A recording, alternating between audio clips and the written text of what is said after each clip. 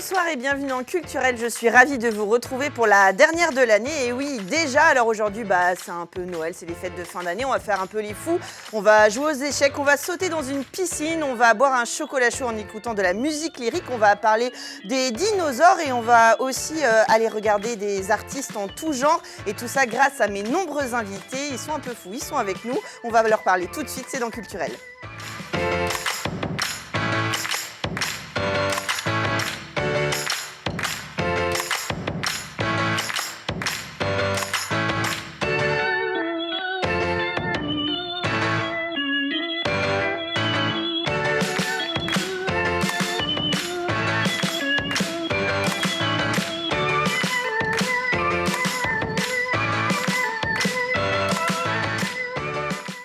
Et pour nous parler des géants au temps du dinosaure, j'ai le plaisir de recevoir Nicolas Morel. Bonsoir. Bonsoir. Vous êtes le responsable des collections scientifiques des musées du Mans. On va en parler dans quelques instants de cette exposition au Musée Vert.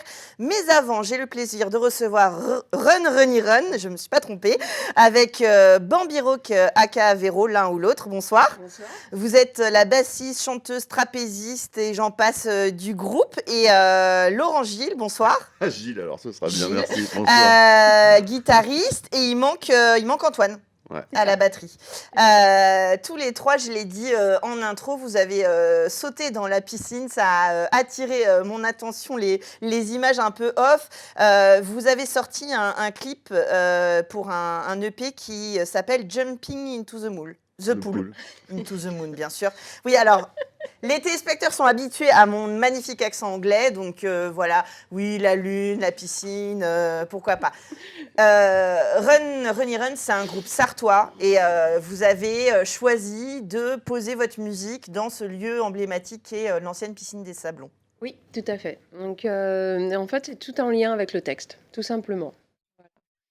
Donc, encore fallait-il avoir à disposition une piscine vide pour y tourner un clip. Oui, après, moi, je travaille là-bas, donc sur le site, et j'ai repéré, quoi. Donc, je me dis, oh, ça, c'est trop chouette comme lieu. Non, mais comme par rapport au style de musique qu'on fait, un peu rock indé ou rock 90, on aime bien les lieux un petit peu insolites et un petit peu désaffectés. Ça nous parle assez par rapport au style musical aussi qu'on fait. Alors, moi, j'ai lu guitare incisivement rock, punk, sensuel, hors norme, influence indie, punk, surf, musique. Alors, Wow. c'est génial, hein, c'est pratique pour vous définir. Je vous propose qu'on regarde un petit extrait du clip pour se donner une idée. Oh my god! Elle est froide! Oh!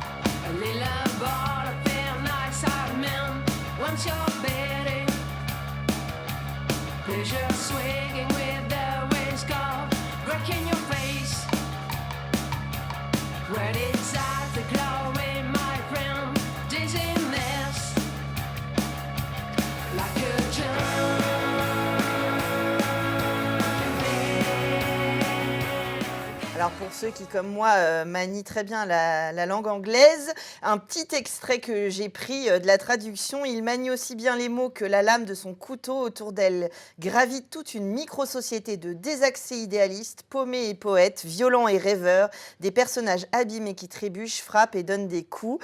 Avec les images et le son, c'est la folie, comme on l'aime, dans le bon sens du terme. Run, Runny Run, vous lâchez dans ce groupe, dans cette musique, vous faites plaisir, j'ai l'impression. C'est ça. Bah C'est ouais. essentiellement ça, ouais. Beaucoup de Si plaisir. on se faisait pas plaisir dans la musique, ce serait quand même dommage. Oui, Ça serait dommage. ça sert un petit peu à ça.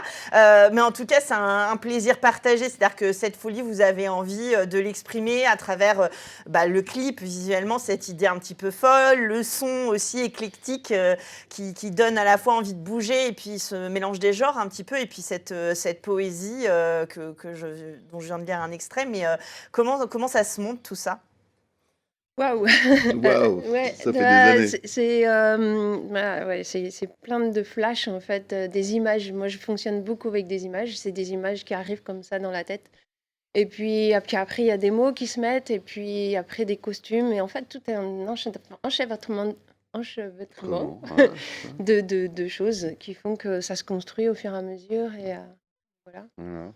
Et musicalement, comment on y va quand on a autant d'influences? Moi, je me demande toujours comment, justement, on prend, cette direction pour illustrer musicalement, les idées. On s'amuse. On s'amuse. On est un trio, donc on est très peu. Donc ça va super vite. Généralement, une idée, quand elle est pas trop mauvaise, on arrive à la synthétiser assez rapidement. Voilà.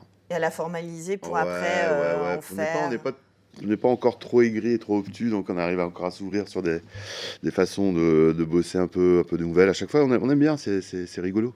Il y a un côté, un petit peu, laboratoire, d'expérience.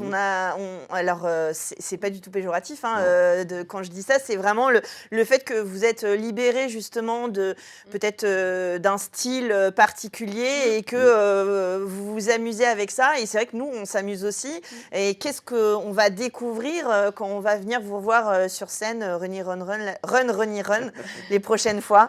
Bah, en fait, c'est vraiment varié. Je veux dire, il n'y a rien de prémédité. C'est il sort ce qui sort, en fait. On va pas se dire, ah tiens, on va faire un morceau de tel style. Voilà, en fait, ça arrive comme ça, c'est brut. Et puis après, on le remanie et on l'arrange. Mais voilà, c'est vraiment du brut et c'est vraiment du ressenti. Il n'y a aucune direction. Enfin voilà, ça part et puis après, on recentre un petit peu les choses.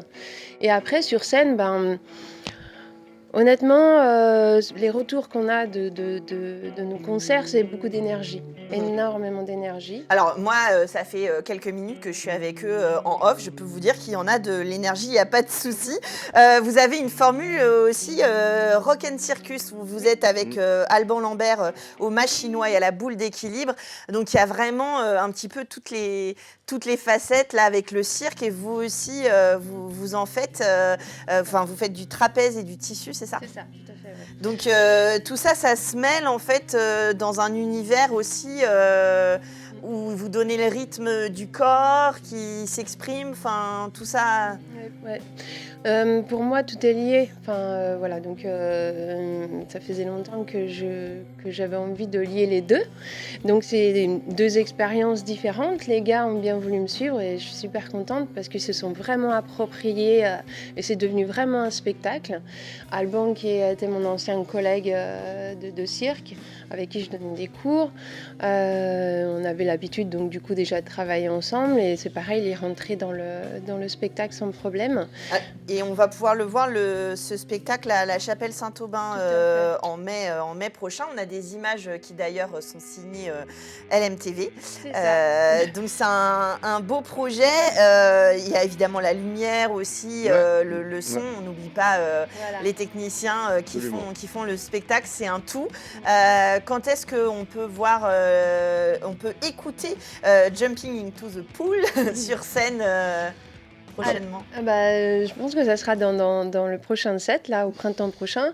Parce qu'on retourne en studio Oui, en février pour en faire un album avec C'est ça. toutes ces belles idées. C'est Ces ça. Et morceaux. du coup, dans la foulée, on commencera à intégrer les nouveaux morceaux, dont Jumping to the Pool, qui lui est vraiment prêt. Et on est prêt à le jouer, à le défendre. Alors vous pouvez en l'occurrence pour l'instant profiter de ce clip et puis vous reviendrez nous parler de l'album quand il sera sorti tout frais tout chaud pour nous donner les dates de tournée. En tout cas, Run Ronny Run, et ne faites pas comme moi, vous trompez pas, vous allez les suivre sur leur chaîne YouTube et j'en passe.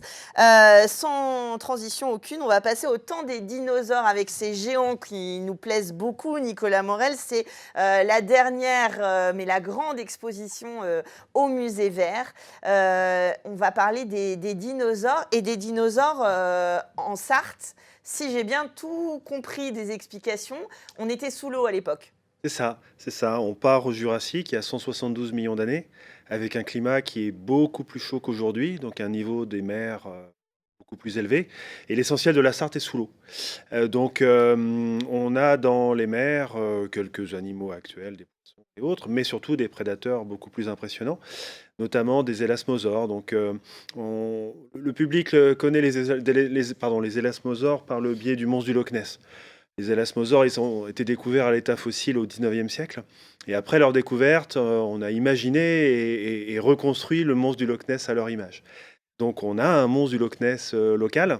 Oui, c'est ça qui a été découvert à Saint-Rémy-du-Val, c'est ça? Tout à fait, dans le nord de la Sarthe, au 19e siècle, qui est présenté depuis très longtemps au musée Vert, mais qui est loin d'être complet. Donc on l'a fait restaurer entièrement en 3 dimensions pour l'exposition. Vous l'avez complété? Voilà, tout à fait. Et du coup, là, voilà, il est en majesté à l'entrée de l'exposition. Il mesure 5 mètres de longueur. C'est vraiment un animal qui peut être extrêmement impressionnant et donc qui hantait les mers de cette époque. C'était un animal méchant, ou on sait ou pas Alors, si c'était un prédateur, donc très impressionnant, mais plutôt petite gueule, plutôt prédateur poisson, petits animaux, sans doute pas dangereux pour les Tout dans grands l'apparat, animaux. quoi. Voilà, c'est ça.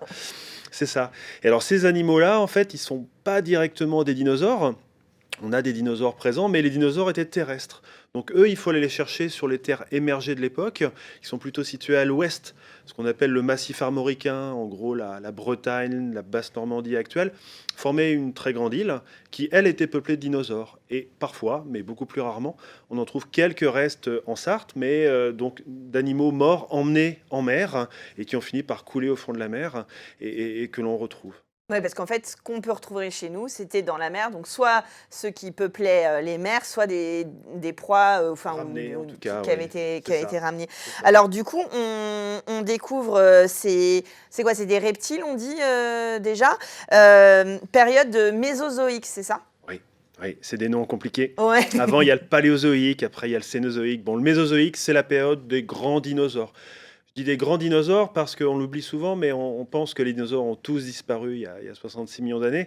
En fait, non, il faut toujours le rappeler, mais les oiseaux sont bien des dinosaures, Ouais. des théropodes, donc des dinosaures carnivores, très spécialisés, hein, parce qu'ils sont adaptés au vol, mais qui ont survécu à cette grande extinction et qui sont arrivés jusqu'à nous. Voilà. Donc le Mésozoïque, c'est la période des grands dinosaures très impressionnants, des tyrannosaures et autres. Voilà.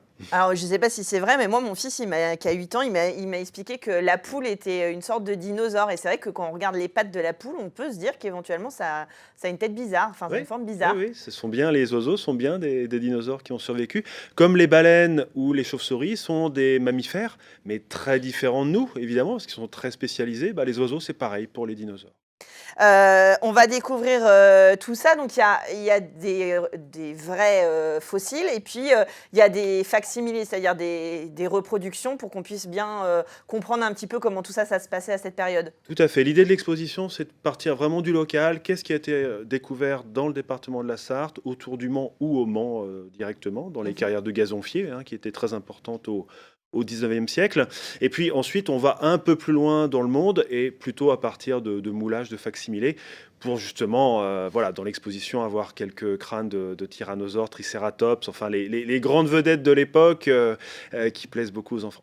Alors justement, il y a différentes animations. Le 20 décembre prochain, il y a une animation pour les vacances avec les plus jeunes. Donc évidemment, on peut y aller à partir de l'élémentaire. Les enfants, ils peuvent être captés par cette exposition. Voilà, alors, pour l'exposition, il n'y a vraiment aucun problème, même avec des tout petits. Je pense pas qu'ils aient peur quand même. Et puis en termes d'animation, donc le 20 décembre, effectivement, il y a 2 animations, une le matin, une l'après-midi, pour découvrir en fait les fossiles en atelier avec un médiateur. Donc là, c'est plutôt à partir de 5-6 ans. Et donc une exposition à voir en famille, et pour l'instant, elle dure un peu puisque, comme je l'ai annoncé tout à l'heure, c'est normalement la dernière exposition du musée Vert, puisque vous allez rapatrier, enfin il va y avoir plein de changements au sein des musées. Donc pour l'instant, on a le temps d'en profiter. Le musée Vert qui est au bout de l'avenue Jean Jaurès, je le rappelle, les géants au temps des dinosaures. Merci d'être venu nous parler de ces étranges fossiles que l'on a retrouvés par chez nous. Donc on est un peu chauvin aussi, donc nous aussi on a nos jurassiques. Merci Run Ronnie Run d'être venu nous donner un petit peu de votre folie créative sur le plateau, et puis nous on continue avec un programme chargé encore avec d'autres styles, d'autres idées sorties pour les vacances. Merci à vous. Merci.